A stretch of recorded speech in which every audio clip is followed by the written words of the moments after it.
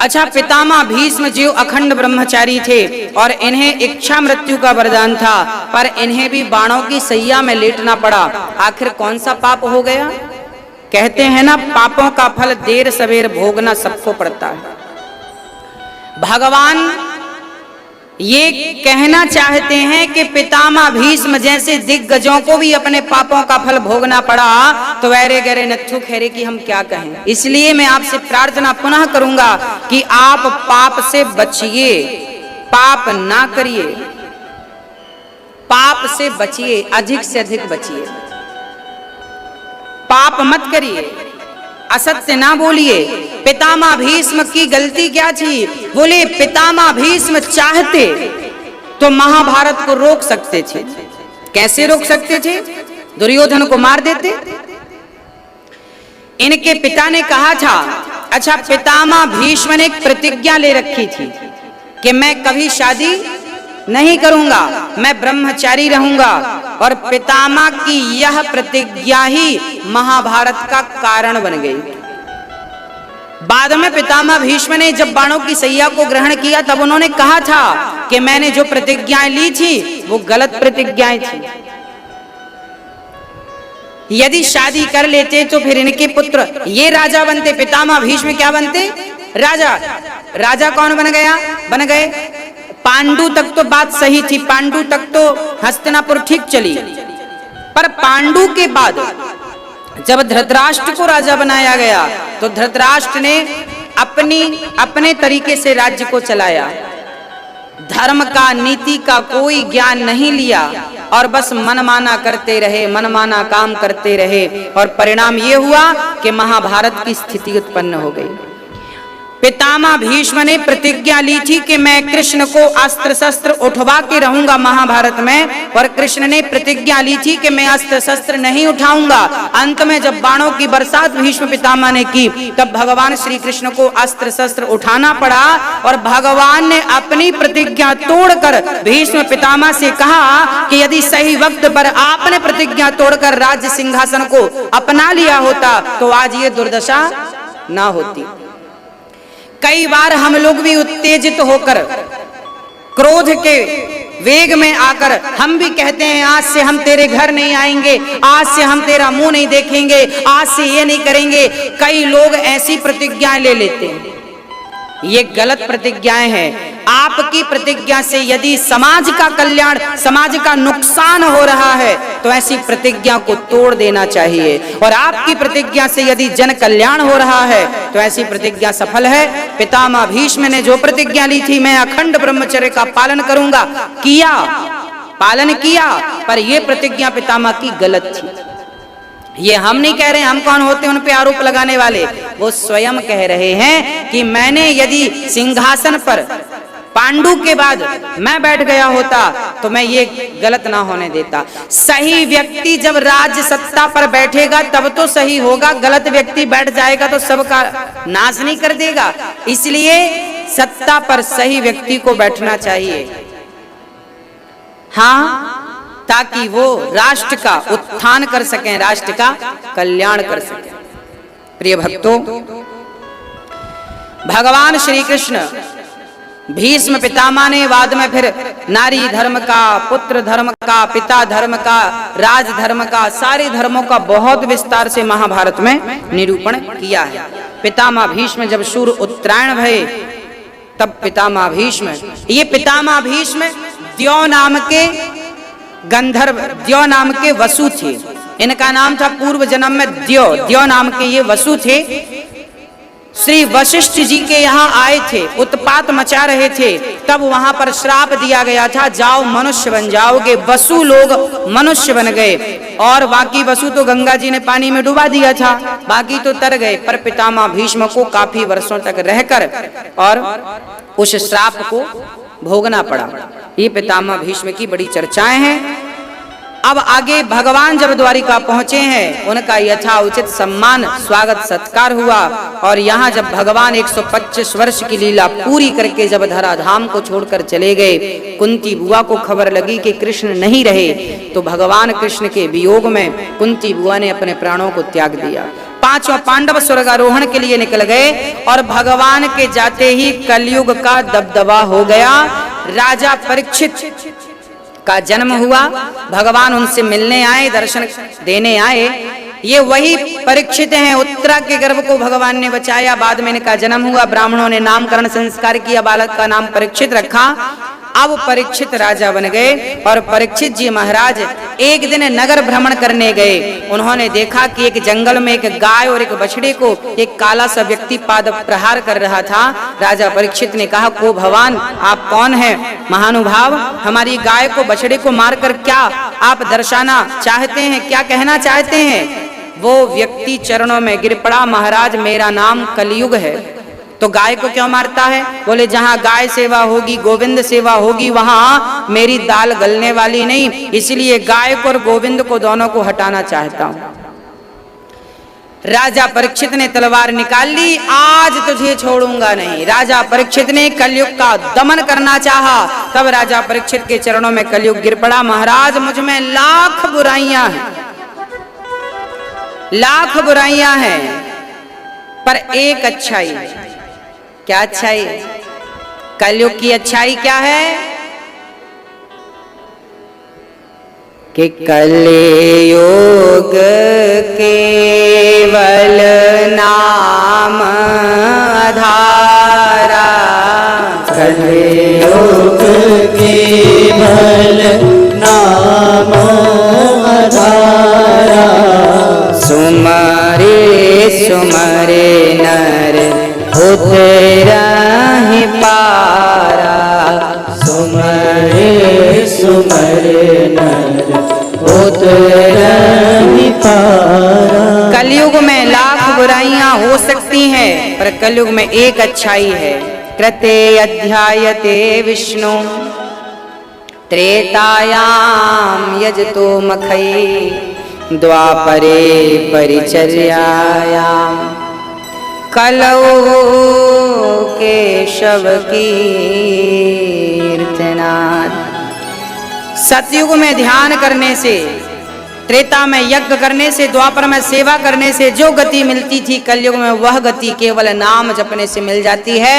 इसलिए आप कुछ मत करिए, केवल नारायण नारायण नाम जपिए, मन लगाकर आगे का रास्ता भगवान दिखाते चले जाएंगे। नारायण का नाम जपते रहिए।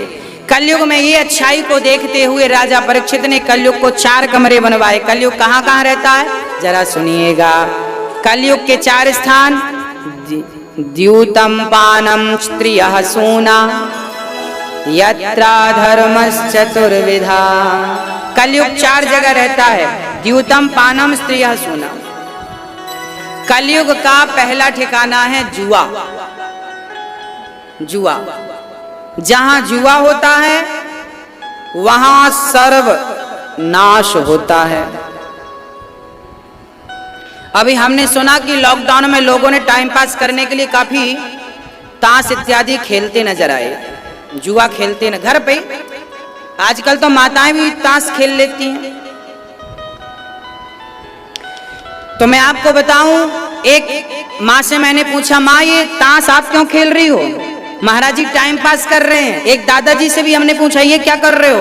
बोले महाराज जी टाइम पास कर रहे हैं। हमने कहा लो, बाल पक गए, बुढ़ापा आ गए, टाइम पास में लगे हुए हैं। आत्म कल्याण की ओर कब ध्यान जाएगा आपका? टाइम पास ही करने आए हो क्या? अरे मानव का तन टाइम पास करने के लिए नहीं मिला।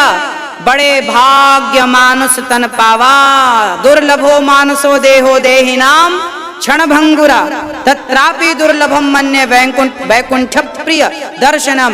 ये मनुष्य का तन यूं ही नहीं मिल गया, बड़े भाग्य से भगवान ने आपको बनाया है, बड़े भाग्य से मानव का तन दिया है। जुआ खेलकर, शराब पीकर, जुआ खेलकर अपना समय व्यर्थ ना गवाएं। समय परमात्मा के चिंतन में ध्यान करिए। आंख बंद करिए और प्रेम से भगवान की लीलाओं का ध्यान करिए। भगवान कैसे मक्खन चुराते हैं, कैसे मटकी तोड़ते हैं, कैसे भगवान माँ यशोदा के गोद में दूध पीते हैं, कैसे माँ यशोदा मक्खन खिलाती है, ये सारी चरित्र लीलाओं का आप दर्श परस करिए। कलयुग का पहला जुआ खेला कौरवों ने, जुआ खेला था कौरवों ने, सर्वनाश हुआ कि नहीं? जुआ खेला था पांडवों ने, 12 वर्ष का वनवास हुआ कि नहीं। अर्जुन जैसे गांडीवधारी को भी ब्रहण लला बनना पड़ा कि नहीं। हाँ, क्यों बनना पड़ा? इसलिए बनना पड़ा, जुआ खेला। और खेला किसने? धर्मराज युधिष्ठिर ने। ये चारों भैया चाहते तो विरोध करते, नहीं नहीं जुआ मत खेलो, हमें नहीं। भाई आपका गलत करता है तो भाई का विरोध करो। पांडवों ने धर्मराज युधिष्ठिर का विरोध नहीं किया। भारी सभा में जुआ खेलने का निर्णय लिया गया। पांडवों को, युधिष्ठिर, अर्जुन को, भीम भैया को, नकुल सहदेव को विरोध करना चाहिए था कि ये गलत कर रहे हो आप। नहीं किया। परिणाम क्या हुआ? ब्रहण लला बनना पड़ा। भीम भैया को रसोइया बनना पड़ा। नकुल सहदेव को घुड़सवार बनना पड़ा। घोड़ों को घास खिलानी पड़ी 1 साल तक अज्ञातवास में।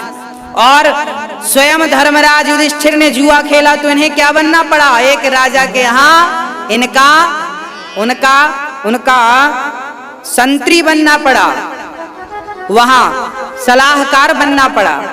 अर्थात सीधी बात यह है कि जुआ पांडव खेलें या कौरव खेलें, नुकसान दोनों का होना है।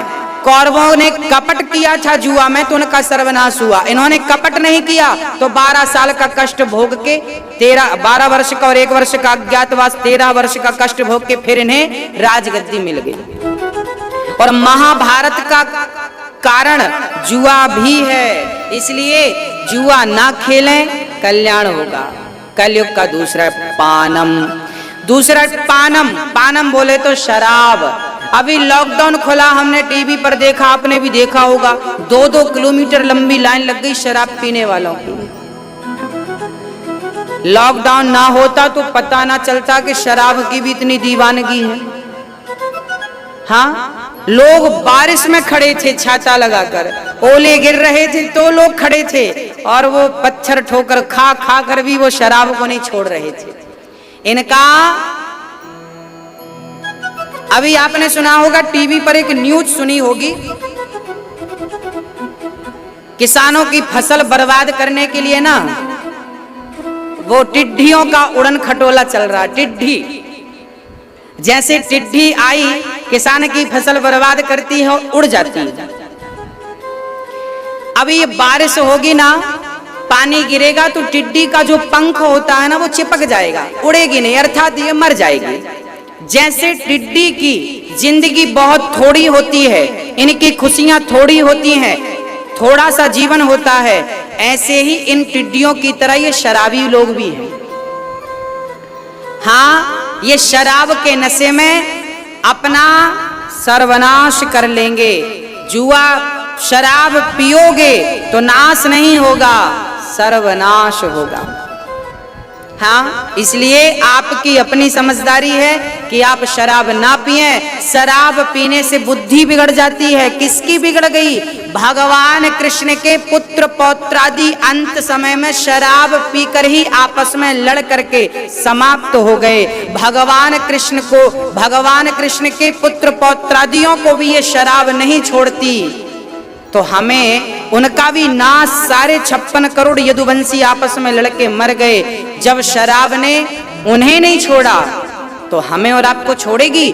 भगवान ये संदेशा दे रहे हैं कि मेरा इतना बड़ा परिवार शराब पीकर समाप्त हो गया, तो तुम अपने आप को शराब पीकर समाप्त ना कर लेना। ये शिक्षा भगवान दे करके गए हैं। कलयुग का दूसरा ठिकाना शराब। कलयुग का तीसरा ठिकाना स्त्रियां। चरित्र, स्त्री की तरफ कोई नजर डाले, चरित्रहीन हो जाए, वो व्यक्ति भी कलयुग की चपेट में आएगा, उसका भी सर्वनाश। रावण ने पराई नारी को देखा, क्या हुआ? सर्वनाश हो गया। अर्थात आप जब चरित्र से, संस्कारों से गिर जाएंगे तो आपका नाश होना तो निश्चित है। इसलिए आप शराब ना पिए, पराई नारी पर दृष्टि ना रखें, चरित्रवान बने राम की तरह, और जुआ ना खेलें। इसी में हम सबका कल्याण है। और कलयुग का चौथा स्थान है मांस, अंडा, मुर्गी, मछली इत्यादि। मांस खाकर अपनी जिह्वा को गंदी ना करें, किसी जीव की हत्या अपने स्वाद के लिए ना करें। आप बचें। देखिए वैसे ये कलयुग है, मैं कितना भी कहूँ, कितना भी समझाऊं, फिर भी वही लोग समझ पाएंगे जिन पर ईश्वर की कृपा है। जिन पर कृपा नहीं है वो सुन भी लेंगे पर उनसे मांस छूटेगा नहीं। क्यों नहीं छूटता? क्योंकि अभी उन पर ईश्वर ने अपनी कृपा दृष्टि नहीं की। हाँ, आप अभी भगवान के योग्य नहीं है। भगवान को लगता है आप पड़े रहो संसार के गर्त में। हाँ, आपका ध्यान अभी अपनी ओर भगवान आकर्षित नहीं कर रहे हैं। कृपया आप अपने आप को भगवान के हवाले करें, तब भगवान आपका ख्याल रखेंगे। 5वां स्थान गोल्ड दिया। राजा परीक्षित के सिर पर मुकुट थी, वो मुकुट पर कलयुग बैठ गया। राजा परीक्षित की बुद्धि भ्रष्ट हो गई और इन्होंने समीक जी का अपमान, एक संत का तिरस्कार कर दिया। मरा हुआ सर्प उनके गले पर डाल दिया। संत ने तो कुछ नहीं कहा, उनके पुत्र श्रृंगी ने श्राप दे दिया। इति लंघित मर्यादम तक्षकः सप्तमे हनि। आपने संत का अनादर किया है राजन, जाओ आज से 7वें दिन तक्षक तुम्हें डसेगा और आपकी मृत्यु हो जाएगी। जब शमीक जी को खबर लगी कि मेरे बेटे ने बिना विचारे श्राप दे दिया, इन्होंने एक शिष्य को भेजा, जाओ तुरंत राजा परीक्षित को कहो कि बेटा अपना आत्म कल्याण कर लो। राजा परीक्षित को पता चला कि मुझे 7 दिन में मरना है।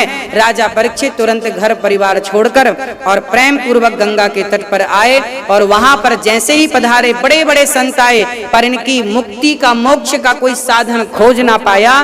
तब सुखदेव भगवान का आगमन हुआ और सुखदेव जी से प्रश्न किया कि प्रभु मरने वाले व्यक्ति को क्या करना चाहिए। सुखदेव भगवान बोले हैं कि जिसे जल्दी मरना हो तस्मात् भारत सर्वात्मा भगवान ईश्वरो हरि श्रोतव्या कीर्तितव्यश्च स्मर्तव्यश्चेच्छता भयम। मरने वाले व्यक्ति को केवल भगवान का सहारा लेना चाहिए। और राजा परीक्षित को भगवान के स्वरूप का वर्णन कराते हैं। राजा परीक्षित को बतलाते हैं कि भगवान किस प्रकार सृष्टि करते हैं। कितनी कम उम्र में ध्रुव जी ने भगवान को पा लिया, कितना बड़ा पापी अजामिल भी भगवान को पा गया। इन तमाम प्रसंगों पर कल पुनः प्रकाश डालेंगे। और कल की कथा में राजा परीक्षित को सुखदेव ने अजामिल की कथा कैसे सुनाई, भगवान का एक नाम लेने से अजामिल कैसे मुक्त हो गए और किस प्रकार ध्रुव जी का उद्धार हुआ, इन तमाम चर्चाओं को कल विस्तार से सुनेंगे। कल ठीक 3 बजे से 6 बजे तक कथा होगी। साधना चैनल को आप देखना ना भूलें, 3 से 6। और कथा रात्रि के रोज 10 बजे रोज कथा आती है साधना चैनल पर, और सुबह भी लगभग 6 साढ़े 6 बजे आती है। मैं कल आपको टाइम एग्जैक्ट बोल दूंगा। सुबह भी साधना चैनल पर कथा आती है लगभग 6 साढ़े 6 बजे के लगभग, और रात्रि को भी आती है, आप देख सकते हैं। ईश्वर चैनल पर भी कथा 12 से 3 चलती है। और साथ में आज हम एकादशी है, एकादशी का व्रत आप लोगों ने रखा होगा। एकादशी के दिन चावल नहीं खाना चाहिए। कल द्वादशी के दिन जरूर चावल खा के व्रत को पूरा करना चाहिए। तो आज एकादशी के पावन पर्व पर अभी हम वृंदावन की 5-10 मिनट जैसी कथा पूरी होगी, इसके बाद वृंदावन की परिक्रमा लगाने के लिए निकलेंगे। और वो परिक्रमा आप लोग फेसबुक पेज पर लाइव देख पाएंगे। हम जो परिक्रमा करेंगे अभी आप फेसबुक पेज पर लाइव जुड़ पाएंगे। जिनको भी फेसबुक पेज पर अनिरुद्धाचार्य जी महाराज आप डालेंगे, फेसबुक पेज पर लाइव जुड़ पाएंगे। फेसबुक पेज को आप फॉलो करिए ताकि आप हर लाइव से जुड़ पाए। हमारे जीवन में जो भी हम करते हैं वो आपके साथ जरूर शेयर करते हैं ताकि आप भी उसको देख सकें, आप भी प्रेरणा ले सकें, आप भी कर सकें। आपके प्रश्नों के उत्तर भी हम आपको देते रहते हैं फेसबुक पेज के माध्यम से। तो आप फेसबुक पेज को फॉलो करिए और जुड़िए, लाइव से जुड़िए ताकि हम आपके प्रश्नों के उत्तर भी आपके साथ साथ देते चले। बहुत सारे प्रश्न आप लोग करते हैं, उत्तर देने का प्रयास ये दास अनिरुद्ध करता है। और YouTube पर आप जरूर कथाओं को सुनते रहिए। ये कथा YouTube चैनल पर भी चल रही है, अनिरुद्धाचार्य जी डालेंगे YouTube पर, आपको उस प्लेटफॉर्म पर भी ये कथा श्रवण करने को मिलेगी। और YouTube चैनल को भी आप सब्सक्राइब जरूर करिए ताकि आप कथाओं से जुड़े रहें।